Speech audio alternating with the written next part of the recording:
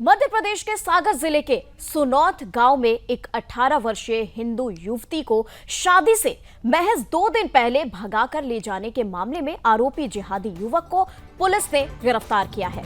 आरोपी के खिलाफ पॉस्को एक्ट सहित अन्य गंभीर धाराओं में मामला दर्ज किया गया है। कार्रवाई जारी है। ये घटना सामने आने के बाद गांव में तनाव का माहौल पैदा हो गया है। वहीं लव जिहाद के इस मामले को लेकर सुनौत में भारी विरोध भी और बवाल भी देखा गया। इसी के तहत पुलिस ने 8 हिंदू युवकों को भी गिरफ्तार कर लिया है।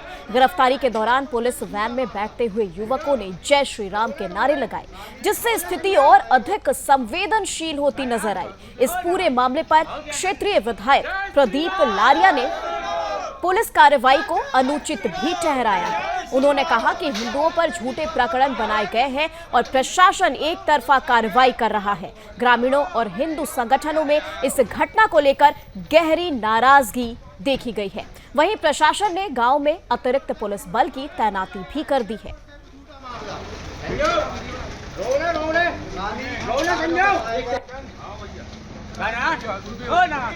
कल की जो घटना हुई है, इसमें हम सब लोगों की भूमिका बिल्कुल स्पष्ट थी कि किसी प्रकार का वायलेंस ना हो, किसी प्रकार का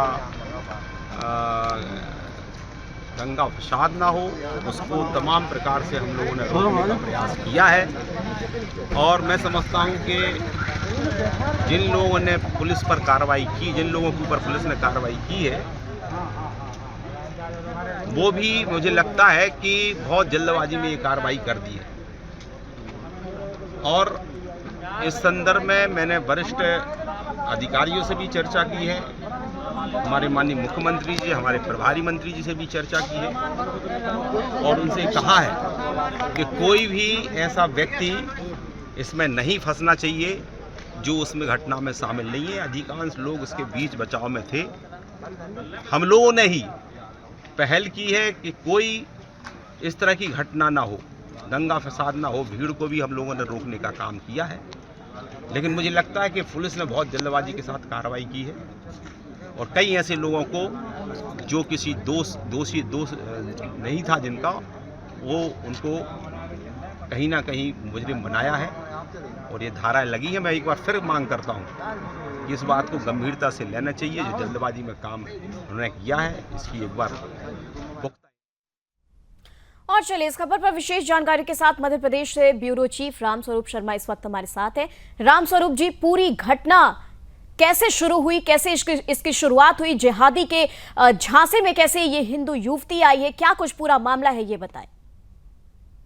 बिल्कुल, इस पूरे मामले में सबसे पहली बात तो ये है कि मैं आपको बता दूं और हमारे दर्शक भी ये जान लें कि 15 साल की उम्र इस लड़की की थी, यानी कि अभी 18 साल की है। आज के 3 साल पहले जिहादी ने इसे इमोशनल ब्लैकमेल किया, इसके अश्लील वीडियो बनाए, कई बार इसके साथ शारीरिक संबंध स्थापित किए और प्रेम पास में फांस कर 3 साल तक लगातार वो युवती इसके संपर्क में रही। और अब जबकि शनिवार के दिन इसके द्वार पर बारात आना थी, इसके चेहरे पे सेहरा सजना था, उसी वक्त जिहादी ऐन मौके पर शादी से 2 दिन पहले इस लड़की को लेकर भगा ले गया। इस पूरे मामले को लेकर ग्रामीणों ने और हिंदू संगठनों ने जमकर प्रदर्शन किया और पुलिस के ऊपर दबाव बनाने की कोशिश की, लेकिन इस पूरे मामले को लेकर परिजनों ने और ग्रामीणों ने यह बताया कि पुलिस की जो पूरी भूमिका है इस पूरे मामले में संदिग्ध रही। यहां तक कि 5 लाख रुपए लेकर मामले को रफा दफा करने के आरोप भी परिजनों ने और ग्रामीणों ने पुलिस के ऊपर लगाए, लेकिन पुलिस ने आनन फानन में और प्रशासनिक दबाव के चलते मध्य प्रदेश के ग्वालियर से युवती के साथ इस जिहादी को पकड़ा। और जिहादी के ऊपर चूंकि युवती जो है उसकी उम्र 18 साल है, ऐसे मामलों में जहां फरियादी की उम्र 18 साल हो या उससे कम हो, नाबालिग की स्थिति में पॉस्को एक्ट के अंतर्गत कार्रवाई की जाती है। पॉस्को एक्ट एक ऐसा कानूनी प्रावधान है जिसके अंतर्गत जमानत के जो चांस है, जमानत की जो संभावना है वो काफी कम होती है और 3 साल से लेकर आजीवन तक कारावास पॉस्को एक्ट के अंतर्गत हो जाता है। अब इस मामले में जिहादी को पकड़ा गया है और उसे पॉस्को एक्ट के तहत जेल पहुंचाया गया है। लेकिन सबसे बड़ी बात, विधायक ने और स्थानीय लोगों ने इस बात को लेकर नाराजगी व्यक्त की है कि पुलिस ने इस पूरे मामले में उन 8 हिंदुओं को भी जिम्मेदार बताया है। जो ये कहा है कि इनने भी यहाँ दंगा उकसाने की कोशिश की, गांव में शांति भंग करने की कोशिश की, तो बेगुनाह 8 लोगों को पुलिस ने फंसाया है। इस पूरे मामले को लेकर स्थानीय जो विधायक हैं प्रदीप लारिया, कुछ देर पहले सुदर्शन न्यूज ने उनसे भी टेलीफोन पर बात की है। उन्होंने ये बताया कि ये कार्रवाई अनुचित है और हिंदुओं के ऊपर कार्रवाई करना कहीं ना कहीं जिहादी तत्वों को बढ़ावा देने जैसी बात है। रामस्वरूप जी, एक खबर ये भी आ रही है इस बीच कि क्षेत्रीय विधायक प्रदीप लारिया इस पूरी कार्रवाई को अनुचित और एक तरफा बता रहे हैं।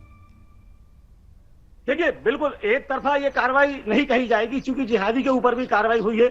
लेकिन इसमें स्थानीय जो विधायक हैं उन्हें, वो ग्रामीणों को, लड़की के जो परिजन है, उन सभी को इस चीज को लेकर बड़ी सख्त नाराजगी है प्रशासन से कि उन 8 लोगों के ऊपर भी मामला दर्ज किया गया है जिनका इस मामले से कोई लेना देना नहीं है। जिहादियों ने स्वयं उस गांव में इससे पहले भी कई सारी मामले जो लव जिहाद के हैं उनको अंजाम दिया है। ये पहली घटना नहीं है। ग्रामीणों से हमारी बात हुई, सुदर्शन न्यूज से चर्चा हुई है, और ग्रामीणों ने यह बताया कि इससे पहले भी स्कूल के आसपास जिहादी तत्व जो है वो मंडराते रहते हैं, अश्लील गाने बजाते हैं और महिलाओं के ऊपर, लड़कियों के ऊपर फप्तियां कसते हैं। तो इस तरह की चीजों से तंग आकर उस गांव के जो ग्रामीण है उनने उग्र प्रदर्शन किया था, और उस उग्र प्रदर्शन में कहीं ना कहीं जिहादियों को सजा की और गिरफ्तारी की मांग की थी। और वो पूरा जो प्रदर्शन है वो इतना भी कोई अशांतिपूर्ण नहीं था, लेकिन पुलिस ने अपनी तरफ से जिहादियों के पक्ष में हिंदुओं के ऊपर मनगढ़ंत कार्रवाई की है। इस तरह के जो आरोप हैं वो विधायक प्रदीप लारिया ने और ग्रामीणों ने प्रशासन के ऊपर लगाए हैं।